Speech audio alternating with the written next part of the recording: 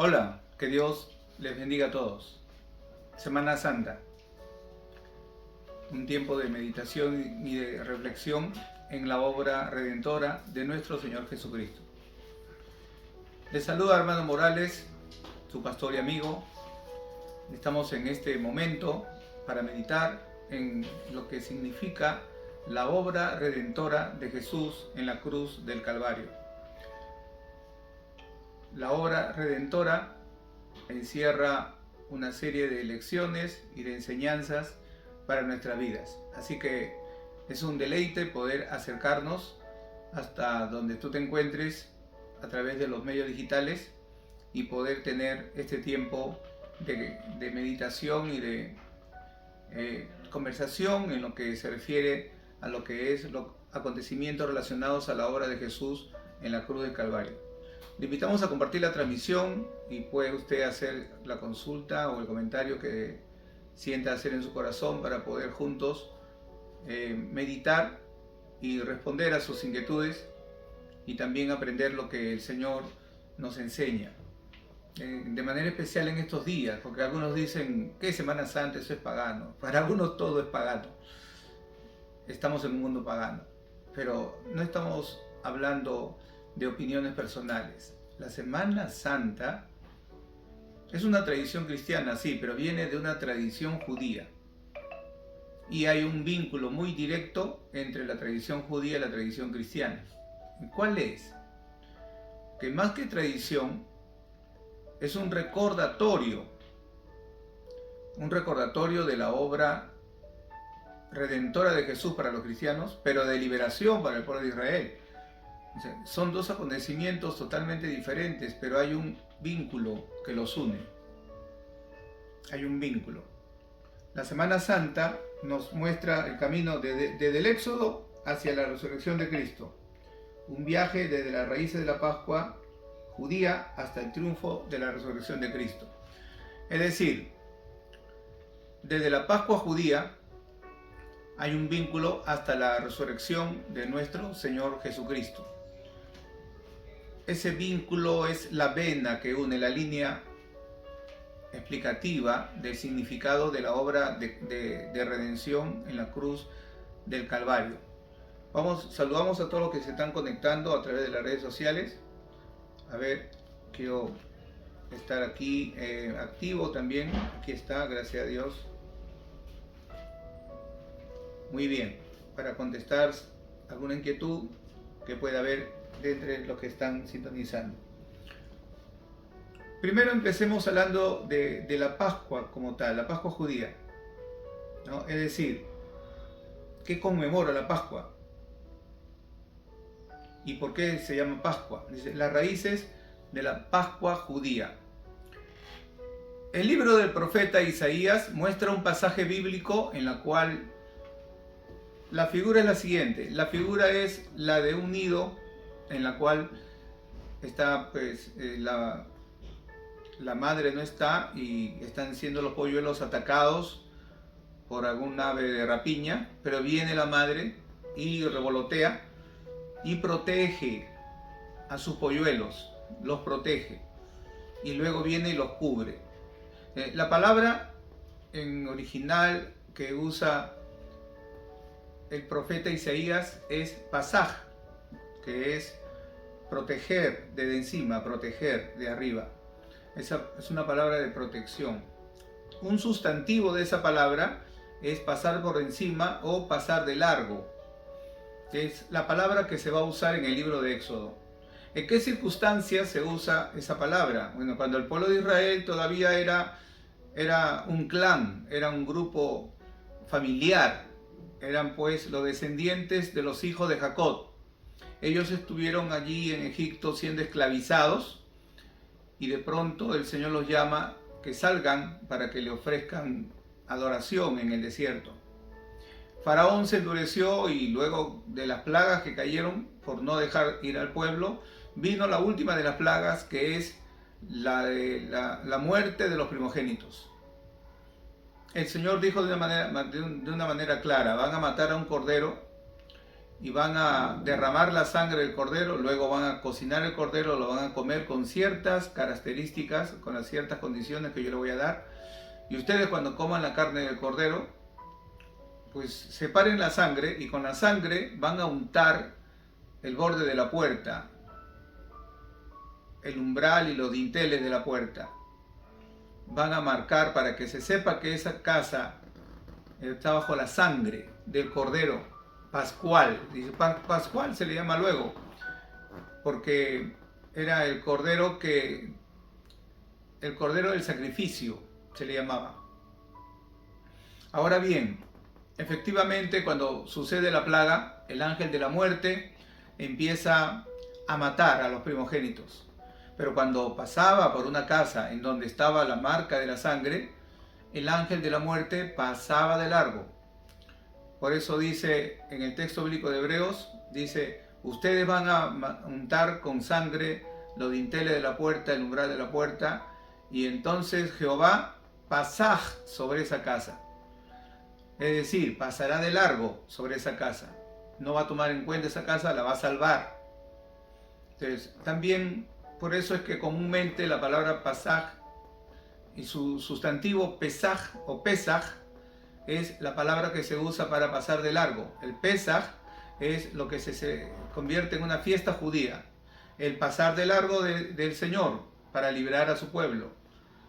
En la cual podemos aplicar también lo de Isaías, que no solamente es que pasó de largo, sino que los cubrió, los defendió. El término Pesaj puede significar que también los cubrió y los salvó de esa manera. Gloria a Dios. Ahora bien, el Señor entonces salva a su pueblo y se convierte en una fiesta, en un recordatorio, el hecho de que ellos celebraban Pesaj con las condiciones que el Señor les indicó, ¿no? Y las condiciones eran pues hacer una cena que tenía que cumplir los requisitos establecidos por el Señor, ¿no? Aquí podemos ver nosotros en la proyección, por ejemplo, que las raíces están en la Pascua judía y que la Pascua judía conmemoró la liberación milagrosa de la esclavitud, ¿no? Es decir, en la Pascua judía lo que se celebra es que el pueblo fue liberado de la esclavitud de Egipto, que ellos ya no iban a ser más esclavos, sino que iban a ir al desierto a adorar a Dios. Es como la declaración de independencia, es su día de independencia, son liberados por el poder de Dios. Y para la iglesia cristiana se convierte en la liberación espiritual por medio de Cristo, la salvación por medio de nuestro Señor Jesucristo. Ahora bien, ¿por qué? Porque desde ya vemos que cuando Jesús apareció predicando el mensaje del Evangelio, o aún antes de predicar, se presentó ante Juan el Bautista, Juan el Bautista dijo, he aquí el Cordero de Dios que quita el pecado del mundo. Entonces Jesús es el Cordero de Dios que quita el pecado del mundo. El Cordero Redentor. ¿Por qué? Porque ese Cordero iba a derramar su sangre y con esa sangre la muerte pasa de largo. La muerte no tiene poder sobre el que está limpio, por lo menos la segunda muerte, ¿no? La primera muerte es la muerte común en la cual pues dice todos vamos a morir, pero la segunda muerte es cuando tú resucitas y algunos van a resucitar para condenación, esa ya es la segunda muerte, pero otros dice van a resucitar para salvación y vida eterna. Esa vida es por medio de la obra de Cristo Jesús en la cruz del Calvario. Entonces, ¿cómo se vincula? Porque Jesús es el verdadero Cordero. Todo lo demás era símbolo de lo que iba a ser Jesucristo. Cuando Jesús aparece, pues es el Cordero de Dios que quita el pecado del mundo. Gloria a Dios. Cuando aparece nuestro Señor Jesucristo, el Cordero de Dios que quita el pecado del mundo, nosotros podemos apreciar que como Cordero fue llevado al matadero, es el cumplimiento de las profecías de Isaías 53. Enmudeció, no abrió su boca, y como Cordero fue llevado al matadero. Es las profecías bíblicas que se mencionan sobre la obra y ministerio de nuestro Señor Jesucristo, la obra y persona de nuestro Señor Jesucristo, se cumplen. De tal manera que efectivamente no solo es llamado el Cordero de Dios, sino que cuando muere en la cruz, Él derrama su sangre. Y esa sangre, aquel que cree en Jesús, como dice la palabra, el que creyere será salvo. El ladrón que estaba en la cruz no hizo una oración mecánica, no fue bautizado, no recibió doctrina, no tuvo tiempo para dar testimonio. Sin embargo, creyó. ¿Y qué fue lo que creyó? Que Jesús era el Cristo, el Hijo de Dios. ¿Y cómo sabes que creyó? Por su declaración, porque de la abundancia del corazón habla la boca. Y él dijo, yo estoy aquí por mis pecados, pero este hombre ¿qué ha hecho? Este hombre es inocente. Después de esa declaración, él entendió, este realmente tiene que ser quien dice. Entonces, Señor, acuérdate de mí cuando vengas en tu reino. Es la respuesta que da aquel ladrón que era malo. Algunos dicen el ladrón malo, el ladrón bueno. No, era malo, era pecador. Pero hace este reconocimiento y Jesús entonces le dice, de cierto te digo que hoy estarás conmigo en el paraíso. Le ofrece salvación y redención. Para eso Jesús ha venido. Y este hombre solamente confesó. Desde luego que si él hubiera tenido más vida, se hubiera bautizado, hubiera dado testimonio, se hubiera doctrinado, es decir, hubiese pasado la doctrina cristiana, qué más enseñó el Señor Jesús, cómo quiere Dios que yo viva, hasta hubiese predicado la palabra de Dios, hasta hubiera sido misionero, quién sabe qué hubiera sido, pero a él le tocó partir a la presencia de Dios y partió con salvación, con la salvación de su alma, que eso es lo más grande que puede haber, que no perece. Cuando Jesús vino, dice, de tal manera amó Dios al mundo que ha dado a su Hijo unigénito para que todo aquel que en él crea no se pierda, mas tenga vida eterna. ¿No? Dice, no se pierda, esa es la mayor desgracia que puede haber. Pero en Cristo hay perdón, en Cristo hay salvación. Salvó al ladrón. Pero también el Señor le dijo a sus discípulos, ustedes no creyeron en Juan el Bautista, pero yo les digo, los publicanos y las rameras creyeron, así que ellos van a entrar primero al reino de los cielos que ustedes, que tienen una vida religiosa, que aparentan espiritualidad, que tienen el templo, que tienen prácticas, que ayunan, que diezman, que hacen todo lo que aparentemente se ve como espiritual, pero que ustedes están lejos del reino de los cielos, en primer lugar porque su fruto es de maldad, de codicia, de avaricia, de falta de amor al prójimo, pero sobre todo por haber rechazado a Jesús, por no creer que Él es el Salvador, porque no importa el pecado, por más terrible que sea, si tú crees en Jesucristo, la sangre de Cristo te limpia de todo pecado. La sangre del Cordero tenía poder y tuvo poder para salvar a toda una nación, cuanto más la sangre de Jesucristo que nos limpia del pecado. Y solamente hay que acercarse a Jesús, hay que reconocer a Jesús.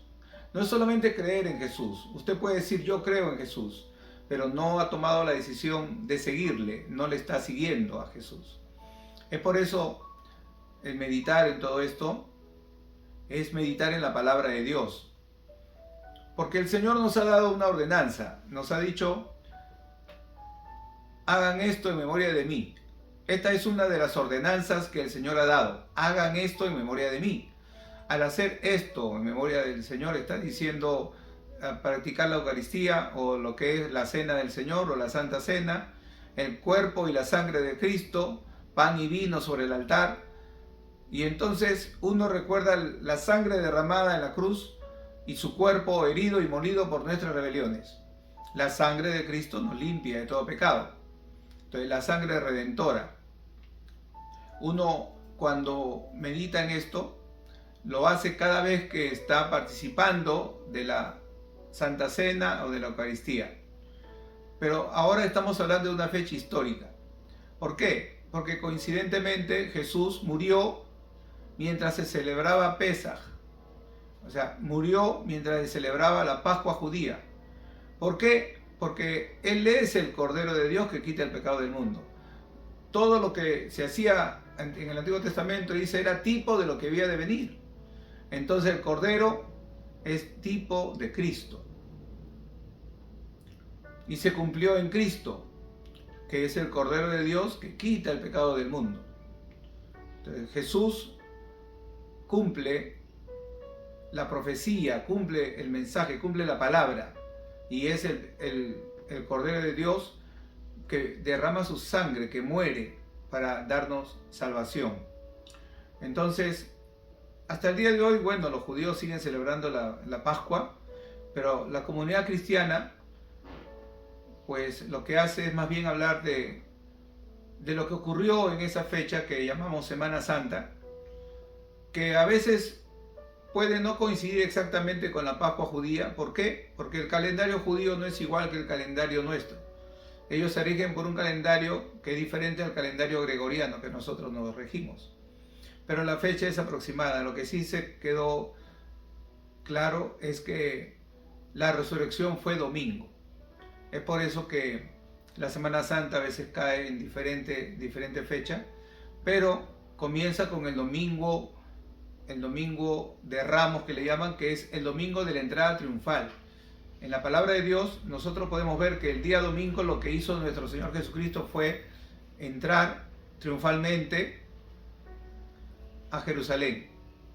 Entró, pero Él lloró realmente, porque la verdadera entrada triunfal será pues cuando venga en gloria y entre victoriosamente. Ahora no podemos decir que no entró victoriosamente, sino que el Señor sabía que no iban a creer, y por eso dice que lloró sobre la ciudad de Jerusalén y le dijo: oh, si tú también entendieras lo que es para ti este día, si tú entendieras lo importante que es esto para ti, si tú supieras lo que estás despreciando, lo que estás desperdiciando, a quién estás rechazando, si tú entendieras y supieras eso, pero te es negado a tus ojos. Ellos no creyeron, aunque gritaban Hosana, Hosana, Hosana, una palabra muy hermosa que significa sálvanos, sálvanos ahora, sálvanos ya. Y también se convirtió en una alabanza porque es una palabra que va dirigida al Salvador. Sálvanos, con la confianza de que sí, Él tiene el poder para salvarnos. Jesús entonces llora sobre aquella ciudad de Jerusalén el día domingo. El día lunes es la purificación del templo. Fue un lunes que el Señor fue y purificó el templo y dijo: mi casa será llamada casa de oración, y yo voy a empezar a predicar, voy a enseñar. Y empezó a predicar y a enseñar. El día martes vemos que es conocido como el día pues en el cual el Señor siguió predicando. Aquí vemos el domingo de Ramos, como le llaman. El Señor empieza pues su entrada triunfal.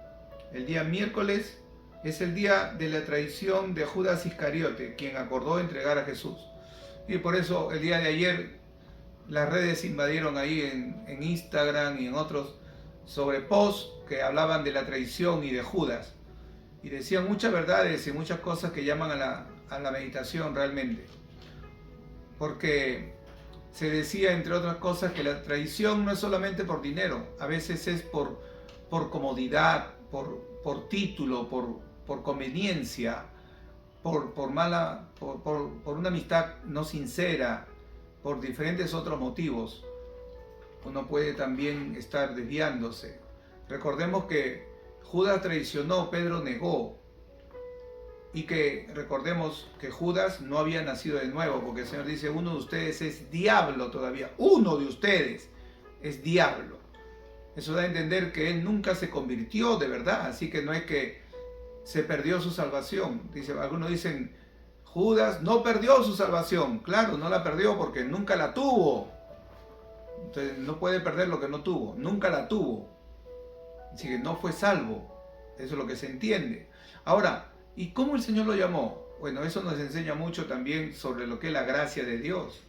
El Señor lo llamó consciente de que todavía no había sido convertido, pero aparentemente parecía pues de la iglesia, parecía que era del cuerpo, pero internamente solo Dios conoce.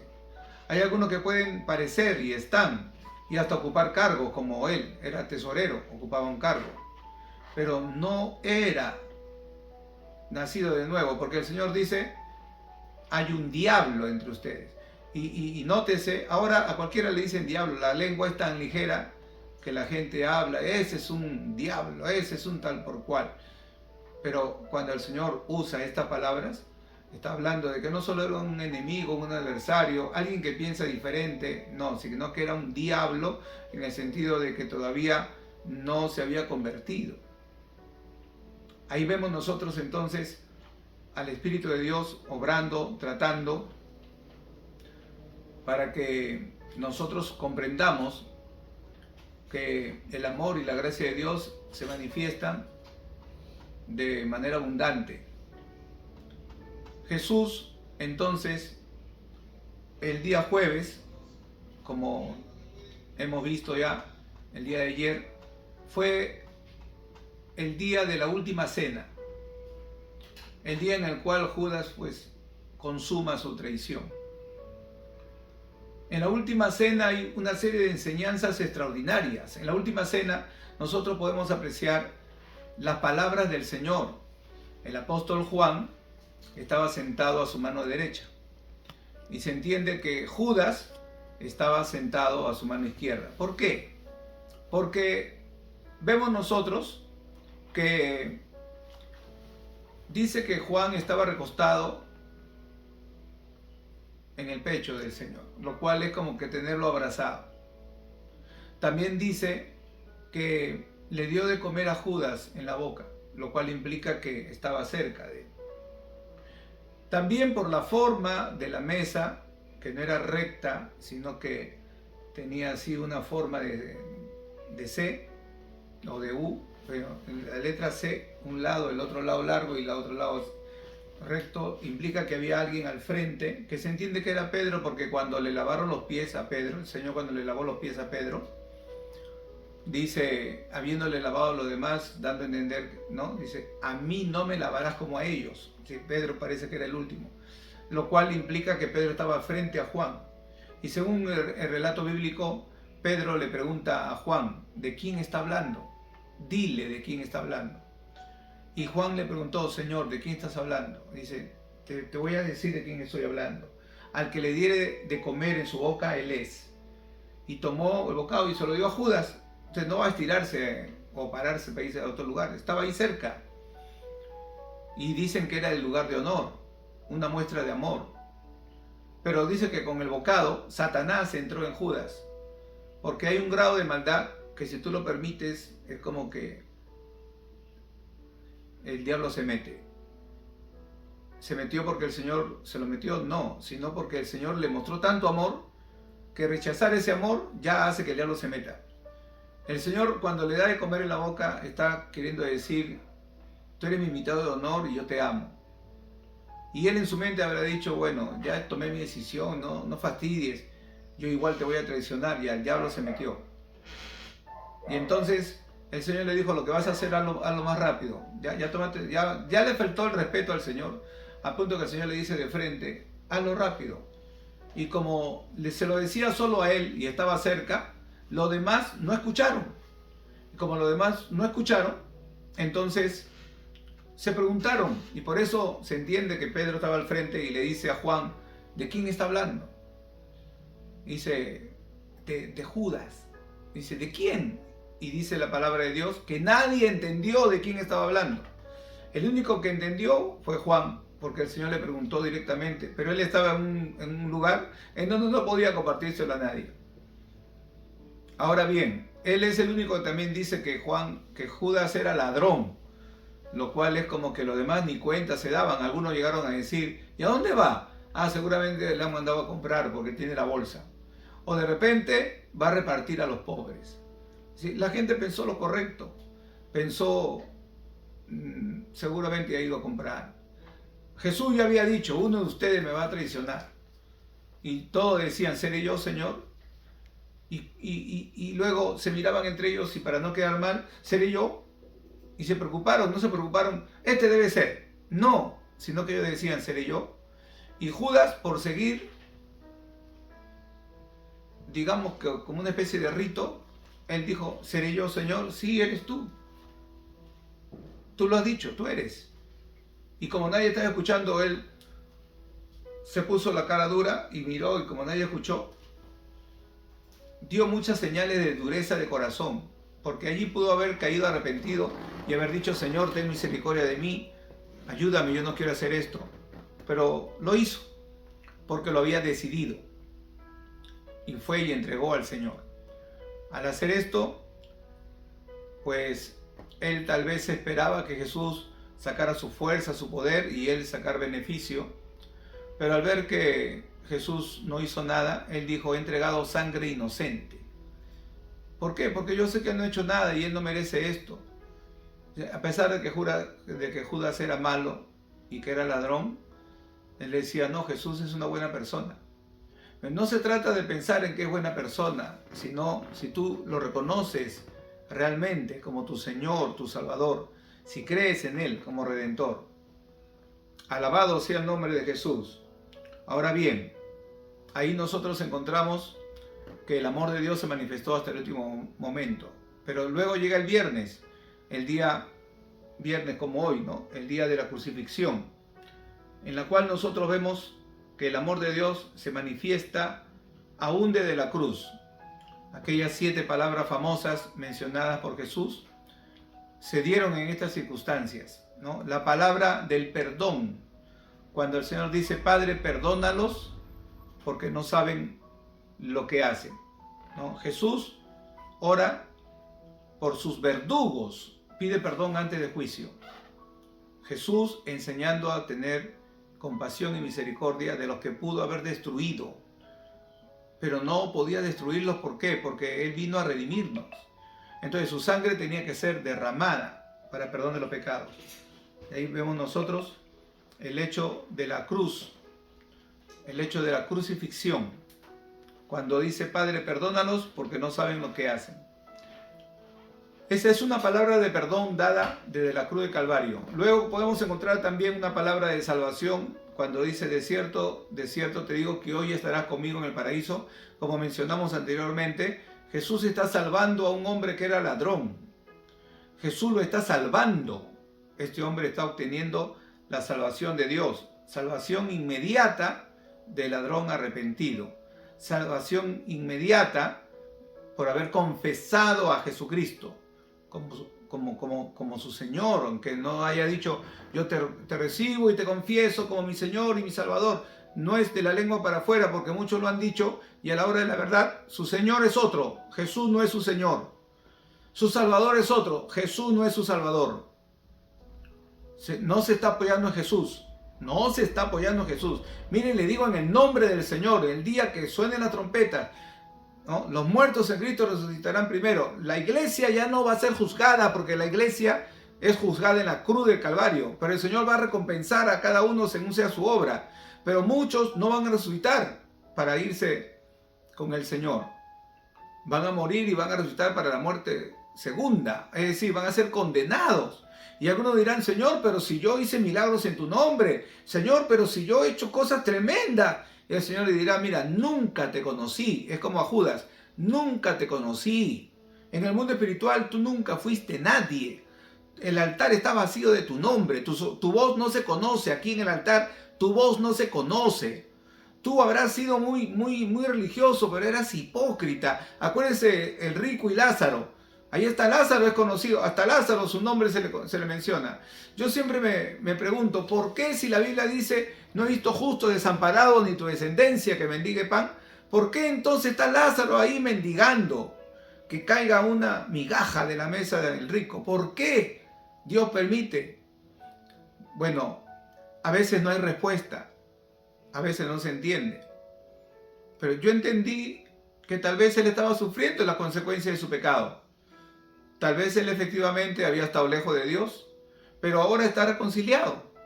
Y está reconciliado con Dios, pero igual ha quedado pobre en la miseria. Y un hombre que tiene la oportunidad de bendecirlo. Un hombre que tiene dinero, que tiene riqueza, que tiene banquete. Bien habido o robado. Imaginemos que fue bien habido. Igual no tenía a Dios en su corazón. Fue dinero bien habido, sus empresas, su negocio. Ok, pero ahí está tu vecino, tu amigo, tu hermano, ahí está, a la puerta de tu casa esperando una migaja, ni siquiera que le des un plato o un lugar en la mesa. una migaja. Y dice, ni siquiera la migaja, por Dios. Al perro le daba un trozo de pollo y el otro no, porque está con la maldición de Dios. Ni te le acerques, ¿ah? Porque está con la maldición de Dios. Ni le hablen, porque está con la maldición de Dios. Es que la religiosidad le metió eso en la cabeza. Y eso se convirtió en la más grande crueldad y maldad que puede haber. Hay gente que se cree santa. Dice, yo no le contesto, yo no le hablo. Y tú crees que eres santo por eso, que eres intachable, que Dios te va a dar una recompensa especial porque tú ni siquiera hablas con nadie que tú crees que está en pecado. Mira, ve, el Señor conoció el corazón de aquel hombre que murió así un buen día. El rico dijo, se murió, que vengan y lo recojan. Se murió, no le importó, no le interesó. Dice, hoy en día debe haber una meditación sincera, porque ese hombre se creía consagrado, se creía santo, y el día que murió dijo, Padre Abraham, dice, yo no soy tu padre. Pero bueno, Abraham fue más educado que eso. Padre le dijo, mira hijo, tú recibiste tus bienes ya, querías dinero, querías fama, aunque haya muertos y heridos atrás, aunque cuando llegaste a la cima te diste cuenta que estabas solo, ya tuviste lo que quisiste, ya pues ya qué más quieres ahora, ahí está tu premio. Pero acá está este hombre que fue fiel. No, pero tiene que haber caído juicio. Mira, tú no eres Dios, tú no eres juez. Este hombre sufrió por su pecado tal vez, se humilló, se arrepintió y ahora eres consolado aquí. Pero tú no. Y ahí se dio cuenta de algo que debiera ser un motivo de exhortación y de reflexión para el mundo actual cristiano. Dice, pero mis hermanos piensan que están bien con Dios. Ellos piensan que están bien y van a terminar igual que yo. Mándale a un muerto. No. Si yo le mando a alguien de los muertos, van a decir que están teniendo pesadillas, van a terminar practicando el espiritismo, la ouija, otras cosas. No.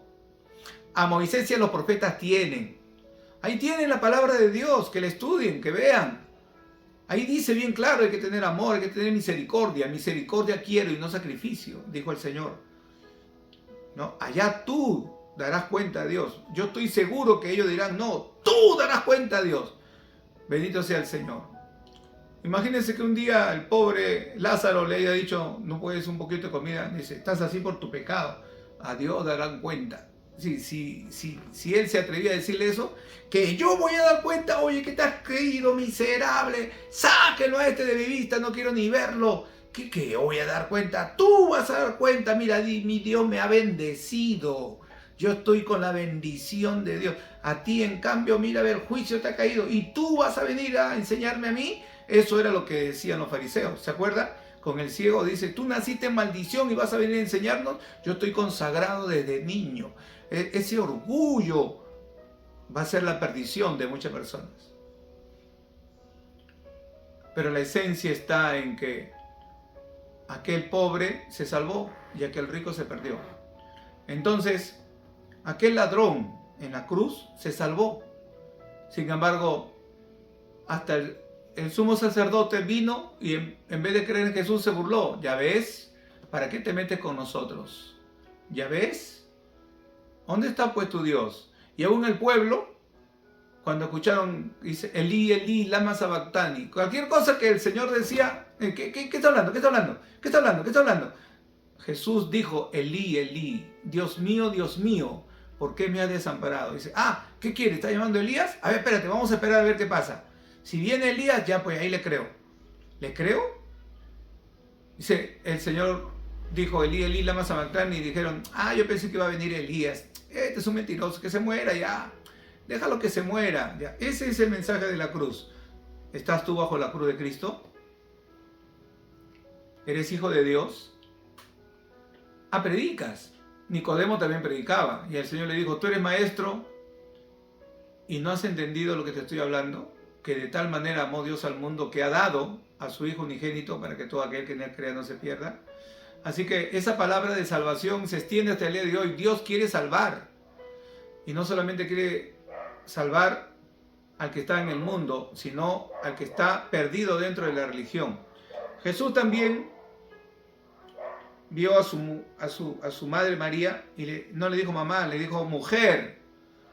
He aquí tu hijo, he aquí tu madre. Entonces, ahí vemos nosotros una palabra de cuidado. de protección, de responsabilidad, porque el Señor no dice, bueno, ya pues tú tienes que tener fe. No, le dice, Juan, por favor, cuídala, porque yo siempre le he cuidado, ahora tú vas a ser como un hijo para ella. Y María, míralo como un hijo para ti. ¿Ya? Bienaventurada eres tú, María. Se dijo desde que Jesús nació, bienaventurada. Las naciones, las generaciones te llamarán bienaventurada. Y bienaventurada María. Pero ella misma expresó, mi espíritu se regocija en Dios, mi Salvador. Jesús es el Salvador, no María.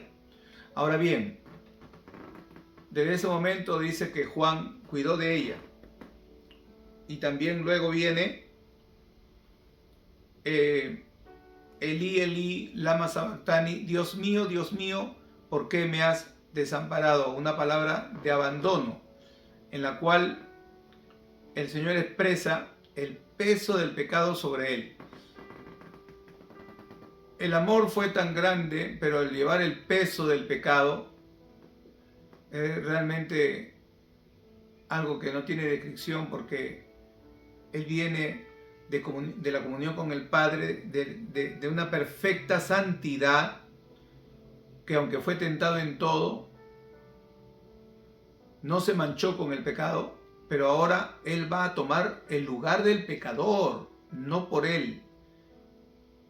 No va a morir por él, sino va a morir en lugar de. Y al tomar el lugar, él está cargando con el pecado de la humanidad, y ahí sintió el agobio. Sintió que todo era contra él. Sintió la angustia, lo sintió desde antes, desde que Getsemaní oró, porque sintió esa angustia. Y fue fortalecido, pero igual, aún siendo fortalecido, se sintió solo. Dijo, me has desamparado, Padre. A pesar de que habían 5 fieles allí cerca, él dijo, me has desamparado. Escrito está en el Antiguo Testamento, Elí, Elí, lama sabactani, Dios mío, ¿por qué me has desamparado? Pero luego el profeta también escribe, otro profeta, Zacarías, escribe más adelante, levántate, espada, contra el amigo mío. Como que la respuesta del Padre hubiera sido, no hay otro camino, ya le hemos hablado. Así que la ira del Padre recae sobre Jesús como representante de la humanidad pecadora.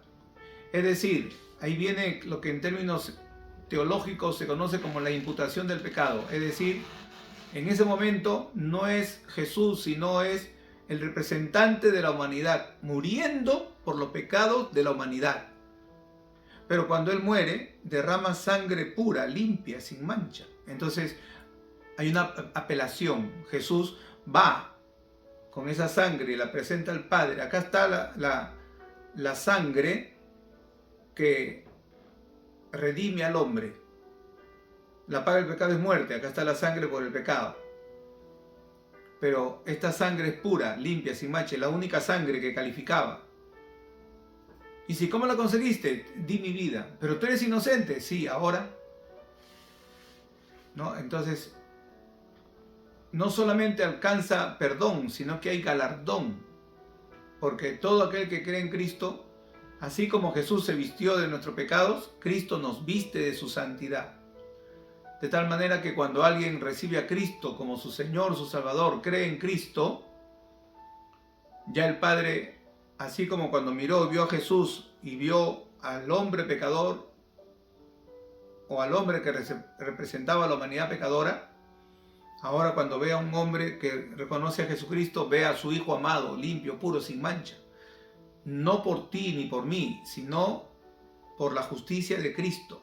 Nos vestimos de su justicia y somos invitados a caminar en justicia. Somos invitados a caminar en obediencia, en santidad, no para que por nuestros méritos nosotros hagamos méritos, valga la redundancia, para poder entrar al cielo, sino para dar testimonio de que hemos creído en el Salvador. No es que, mira, ve, ya hiciste algo malo y ahora, mira, ve, perdiste tu salvación. No, se trata de vivir en consecuencia a esa fe que has proclamado. Entonces, Jesús también muestra una palabra de humanidad, porque dice que es verdadero Dios, pero verdadero hombre. Algunos pueden decir, mira, esto lo está haciendo porque es Dios. Pues Dios, es Dios, sí es Dios, pero no es hombre. No, Él mostró su humanidad. Los gnósticos vinieron más adelante a decir, no, ¿cómo va a ser hombre? La carne es corrupta, Dios no puede tomar forma humana, jamás. Ese era un espectro espiritual, era un fantasma, un ángel, un espíritu. No, Jesús tomó forma humana. Cuando tomó forma humana, dice, Jesús tuvo sed. ¿Por qué? Porque como cualquier ser humano tuvo sed. Y en su sed le dieron a beber vinagre. Luego de eso, de mostrar su plena humanidad, Jesús dijo, consumado es. Lo cual implica que la obra de redención se ha consumado, se ha completado. La obra de redención se ha hecho. Ahora hay que proclamarla. Padre, en tus manos encomiendo mi espíritu. La palabra de entrega. Se entrega y dice la palabra, a mí nadie me quita la vida, yo la entregué. Yo la di. Ellos habrán dicho, lo matamos, pues lo matamos. No, Jesús entregó su vida. ¿La entregó para qué? Para descender a la parte más baja de la tierra y arrebatarle el poder al diablo y Satanás y quitárselo y llevarse cautiva la cautividad. Porque entró como que no un muerto más, pero allí resplandeció con poder porque entró por donde tenía que entrar, por la muerte. Pero él no tenía que haber muerto porque él no cometió pecado, así que la muerte no tenía poder sobre él. Y entonces se armó un escándalo, el infierno brilló y el Señor allí, pues dicen que en el Hades estaban separados los justos de los santos. El Señor se llevó cautiva la cautividad, lo que se conoce como el seno de Abraham. El Señor se lo llevó al tercer cielo. Y algunos resucitaron, algunas tumbas se abrieron y quedaron por allí como testimonio de que había ocurrido el milagro de que el Señor se llevó cautiva la cautividad. Se lo llevó al paraíso, en el tercer cielo. Ahora bien, Jesús luego se apareció y dijo que iba a volver. Cuando dijo que iba a volver, el Señor dice de manera clara, o los ángeles dicen, así como ustedes ven que se va, así vendrá un día. Y él había dicho, yo voy a preparar lugar para ustedes y volveré. Entonces, la esperanza del cristiano es que Jesús volverá. Alabado sea el nombre del Señor. Y entonces, aquí viene pues el domingo de resurrección, fue extraordinario porque fue el momento en el cual Jesús se levantó de la tumba, se levantó de entre los muertos y de esa manera pues garantiza nuestra salvación y volverá por segunda vez. Gloria al Señor. Bien, que Dios les bendiga a los que están conectados. Les deseamos muchas bendiciones por este hermoso tiempo. Gloria a Dios. Aquí estamos compartiendo en este momento, siendo las 4:21. Pues damos gracias a Dios. El triunfo sobre la muerte dice que al amanecer del primer día de la semana, María Magdalena y otras mujeres fueron al sepulcro y encontraron una piedra removida y que un ángel les anunció, ha resucitado. Jesús apareció a sus discípulos durante 40 días, mostrando sus heridas glorificadas.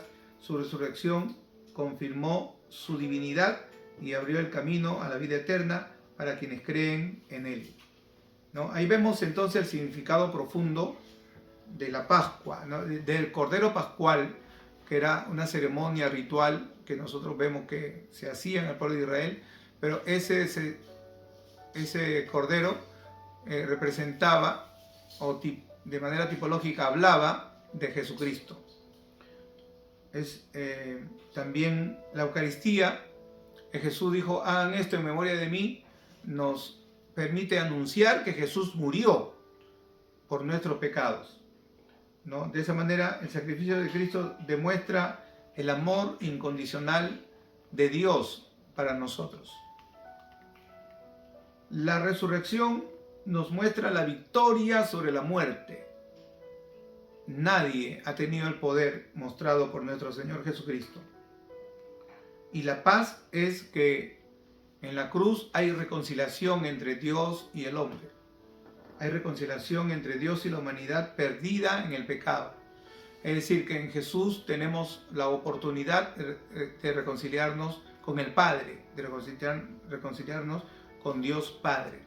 Entonces hay un pacto antiguo, pero cuando Jesús vino, dijo: yo soy mediador del nuevo pacto en mi sangre, que la sangre de Cristo tiene poder. El escritor de la epístola a los Hebreos demuestra que la sangre de Cristo tiene poder, que el sacerdocio de Cristo es mayor que el de Aarón y que la obra de Cristo es superior, y Jesús es más grande que Moisés, que Aarón, que los ángeles, y que no es cualquier persona, porque es el Hijo de Dios y es Dios hecho hombre. Ahí el pacto antiguo, vemos que Dios liberó al pueblo, efectivamente. Con respeto a los judíos, ellos agradecen la liberación. Los cristianos abrazamos el nuevo pacto, en la cual creemos que la sangre de Cristo es la sangre del nuevo pacto y que hay que proclamar por medio del Evangelio el mensaje de salvación. No hay otra persona en la cual se cumpla todo lo que ha hecho Jesús. La historia de la humanidad quedó dividida en antes de Cristo y después de Cristo. Si bien es cierto, hay pueblos que no tienen a Cristo en su calendario, el mundo ya no ha sido igual desde que vino Jesús. Y como dijeron los alguaciles y otras personas, ¿habrá otro que haga milagros como este? ¿Habrá otro? No, no hay nadie. Más bien tengan cuidado, porque dice: vendrá el falso Cristo, el anticristo. Vendrán falsos profetas. Pero en Cristo estamos completos.